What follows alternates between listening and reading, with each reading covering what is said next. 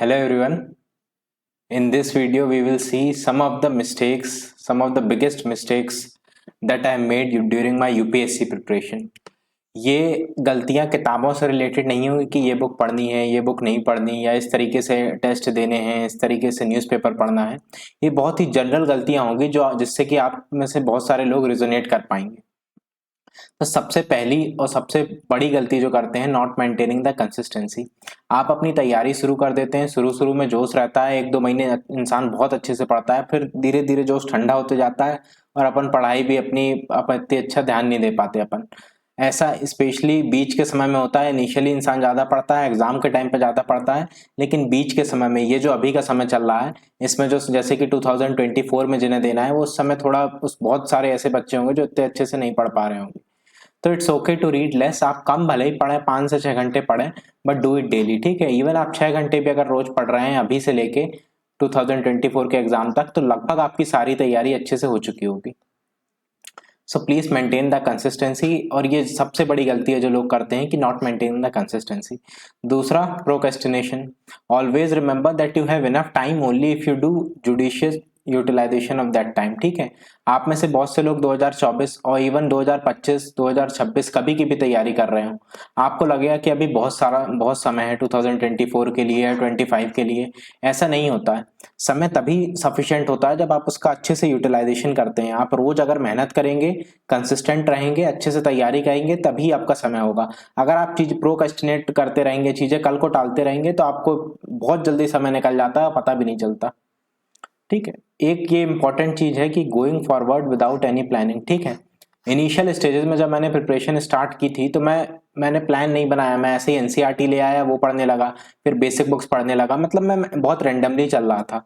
ठीक है, तो एक ये बात है कि if you do not plan you plan to fail. आपने सुना होगा, ऐसा कहा जाता है कि अगर आप प्लान नहीं कर रहे हैं then you are planning to fail. और इस एग्जाम के लिए तो ये बहुत ही ज्यादा जरूरी है, और दूसरे कॉम्पिटिटिव एग्जाम्स के लिए भी इंपॉर्टेंट है, बट इसके लिए बहुत ज्यादा इंपॉर्टेंट है क्योंकि सिलेबस बहुत ज्यादा है और थोड़ा सा रैंडमनेस ज्यादा है as compare to other competitive exams. इसलिए आपको प्लानिंग अच्छे से करनी पड़ेगी।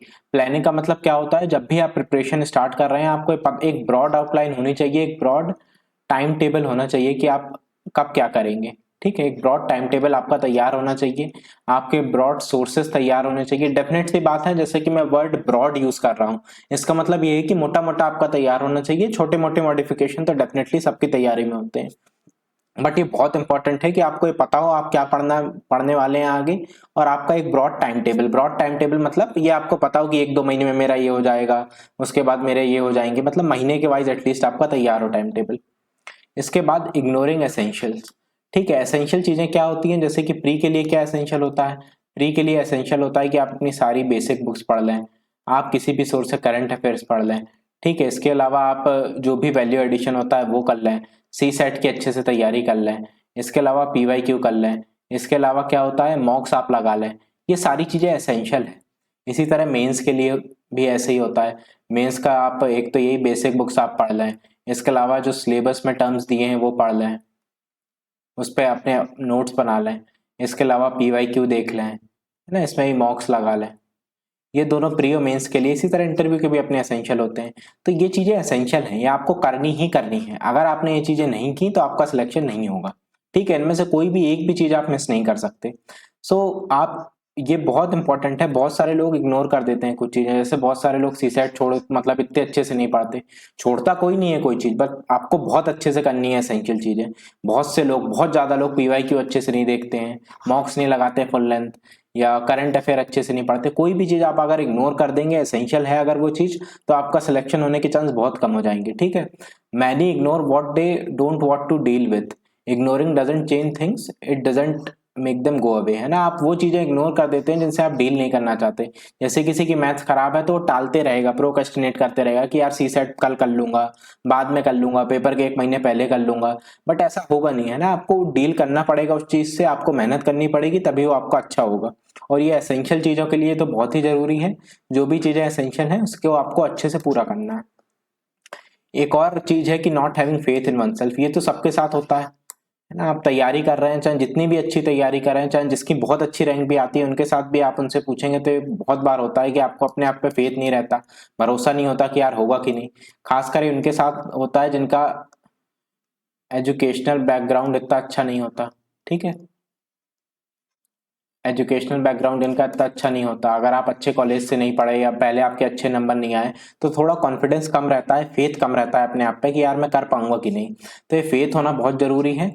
जो थोड़े बहुत मतलब जो टेम्पररी वो होते हैं, टेम्पररी आपका कम फेथ हो रहा है तो वो तो सबके साथ हो रहा है कि एक दो महीने में कभी ऐसा लगने लगे, बट ऐसा नहीं होना चाहिए कि परमानेंटली आपको लगते ही रहे, आप मान के ही चलें कि मेरा नहीं होगा, तो फिर तो आपका नहीं होने वाला है ना। अगर आप मन में जो आप जैसा सोचेंगे वैसे ही होता है।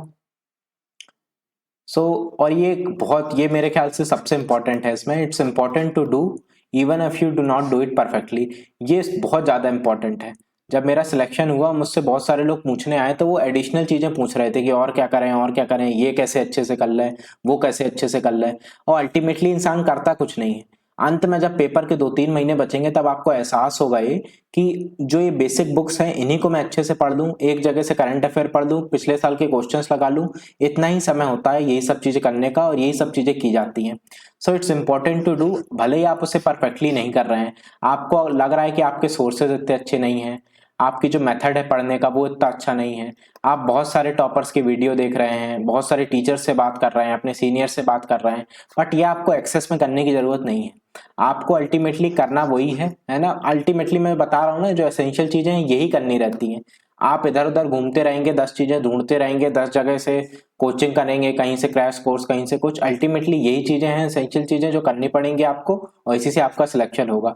सो इट्स इंपॉर्टेंट टू डू। आप भले ही उसे परफेक्टली ना करें, हर इंसान में कुछ ना कुछ कमी होती है आपके सोर्सेज में, मेथड में, बट अगर आपके जो इम्परफेक्ट सोर्सेज या मेथड भी आप अच्छे से करेंगे तो वो भी मोर देन सफिशिएंट होंगे क्लियर करने के लिए एग्जाम।